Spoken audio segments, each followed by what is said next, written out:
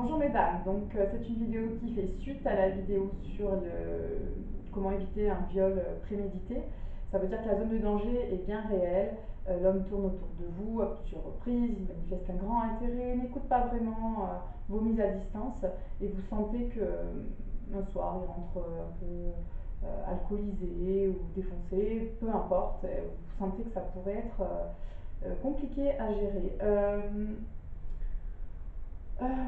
on va parler un petit peu de l'aspect psychologique. Donc, votre présumé agresseur, violeur, criminel, euh, vous pouvez avoir un impact sur lui. C'est-à-dire que j'observe notamment que ces prédateurs, dans ces configurations bien précises que je suis en train de décrire, sont en général des hommes de près de plus de 40-50 ans, donc des hommes qui n'ont pas non plus accès à une vie sexuelle active et donc du coup qui sont très frustrés. L'avantage donc des jeunes femmes, c'est qu'elles vont pouvoir faire appel à leur image paternelle. Et donc de pouvoir dire tu me fais penser beaucoup à mon père, c'est douloureux quand tu as des gestes déplacés vis-à-vis de moi, ça me met très mal à l'aise, pour moi t'es comme un père. Voilà, n'hésitez pas à réactiver ça, surtout si c'est un monsieur qui est déjà papa, ça va le culpabiliser en fait. Donc vous pourrez avoir un petit peu cet avantage psychologique.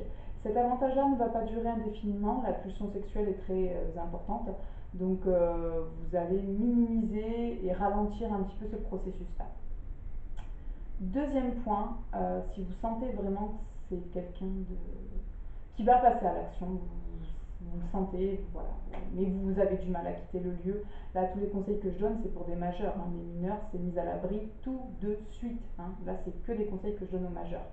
Euh, Évidemment, si les mineurs en profitent, qu'il n'y a personne pour les mettre à l'abri, voilà, écoutez bien évidemment, mais voilà, si vous êtes mineur, vous avez vraiment des mises en protection immédiates. Donc voilà. Donc je reprends. L'aspect psychologique que je vais vous proposer, c'est de mettre en avant l'envie, une fausse envie, on est bien d'accord, hein, la fausse envie que vous avez d'être séduite. C'est-à-dire, vous allez pouvoir exprimer à cet homme qui va très mal, hein, visiblement, que vous avez envie qu'il vous sorte un peu le grand jeu. Parce que des fois, j'accompagne des personnes qui ont des deadlines, qui ont par exemple jusqu'au, je sais pas, on va dire, elles sont en décembre chez une personne et elles savent qu'au 1er février, elles pourront être hébergées. Donc en attendant, elles survivent jusqu'au un mois, 2 mois, des fois c'est bien plus. Et donc elles savent que au 1er février, elles vont pouvoir partir de chez la personne et donc il va falloir faire patienter et minimiser le risque de viol jusque-là. Et donc ce que je vous conseille, ça va être d'ouvrir le champ des possibles pour cet homme, en y allant mollo, hein, et en lui faisant comprendre que vous êtes une femme qu'il faut séduire, qu'il faut, à qui il faut donner envie tout simplement, et donc de faire un peu sortir ce côté gentleman, être en mode séduction. Et donc de travailler aussi l'empathie, donc ça c'est une bonne chose, de lui faire comprendre que vous avez besoin qu'il y aille doucement, qu'il respecte votre rythme. Et en même temps, il va falloir bien lui donner un petit peu quelque chose, c'est-à-dire lui prêter des qualités que vous n'observez pas, évidemment, vous allez mentir et vous allez dire je sais que tu sais être patient, je sais que tu sais séduire une femme, donc j'attends de voir tout ça pour voir si peut-être que dans un mois ou deux, voilà, je serai disposée à céder à la tentation. Voilà. N'hésitez pas à mettre aussi un temps imparti, pour pas qu'il soit trop précipité. Comme ça, il se dit ah un mois ou deux, ouah, ça va être très très long, mais peut-être que je vais pouvoir mettre en place des choses et peut-être qu'après je pourrai enfin avoir cette fin. J'observe aussi que ces prédateurs toxiques, des fois tombent amoureux de ces femmes-là et en plus quand ils ont un certain âge se disent mon Dieu j'ai une chance folle, elle a 20 ans, elle est sous mon toit, elle est trop belle. Voilà, le désir s'alimente de jour en jour, notamment quand il y a des alliances perverse qui s'allie, c'est-à-dire que on a conclu un marché avec des membres de la famille pour que cette personne soit vendue ou mariée de force ou prostituée de force. Donc, euh, donc voilà, il va falloir vraiment mettre un point d'honneur à une barrière physique, à une notion de timing, de temps et de séduction mise en place. Du coup, ça devrait radoucir aussi la personne parce qu'elle se dit qu'elle va forcément aboutir, elle va forcément pouvoir coucher avec vous. alors que non.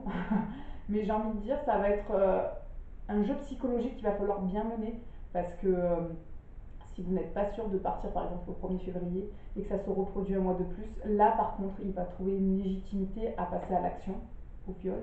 Et donc mon conseil là ne vaut plus rien du tout. On est d'accord que c'est sur un départ qui est sûr à 100%. Donc rien n'est sûr à 100% dans la vie, mais il va falloir optimiser ces chances-là de départ, parce que sinon il va se passer quelque chose de dramatique. Donc voilà, l'aspect psychologique est très important. La notion paternelle, de raviver ça chez l'autre, ou de frère, hein, si c'est quelqu'un qui a votre âge, dire tu fais trop penser à mon frère, ou mon frère jumeau, raconter n'importe quoi, on s'en fiche. Si l'autre ne connaît pas votre vie, vous avez matière à raconter un peu n'importe quoi. Donc profitez-en, vous allez pouvoir construire une fausse histoire qui va permettre de mettre une barrière, une distance, et pourquoi pas de culpabiliser suffisamment l'autre pour qu'il ne vienne pas vous envahir dans votre intimité, donc quelque chose qui se respecte et que la loi protège. Donc n'hésitez pas à mettre 3 couches sur quelque chose mais qui est faux. Dans des situations extrêmes, nous avons le droit de mettre en place des mesures extrêmes de protection. Donc construisez-vous une vie, inventez-vous un petit copain aussi, dites que bah, vous ne le voyez pas souvent, il habite là-bas, qu'il est à l'armée ou qu'il est policier, inventez quelque chose qui puisse être crédible et que vous pouvez alimenter régulièrement. Ah, j'ai reçu un appel de mon chéri, ah, il est content, ah, voilà. Il va falloir vous adapter au profil de votre présumé agresseur criminel violeur, parce que ils sont tous différents et sur certains aspects, il pourrait vraiment s'adoucir au vu des conseils que je vous donne.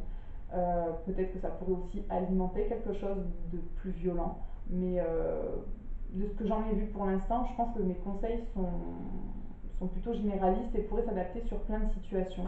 Évidemment, ce genre de conseils, c'est du cas par cas, c'est pour ça que vous pouvez m'appeler et on peut décortiquer ensemble la situation pour que bah, je jauge un petit peu du profil de la personne et que on réadapte en fonction de votre situation. Voilà. Je vous remercie de m'avoir écouté. Je vous dis à très bientôt en espérant que rien n'arrive. Voilà. Au revoir.